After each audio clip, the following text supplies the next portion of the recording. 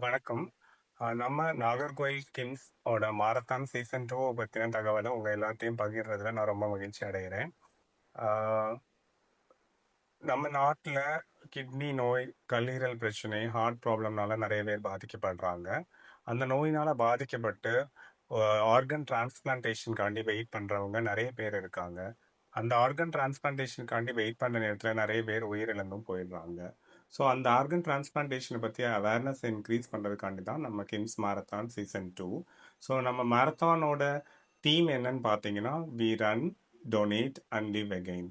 So இந்த அவேர்னஸை increase பண்றதுக்கு நீங்க எல்லாரும் சீக்கிரமே ரெஜிஸ்டர் பண்ணுங்க. மாரத்தான் February 22, 2026 அன்னைக்கு நடக்குது. அது 3 கேட்டகரியில நடக்குது.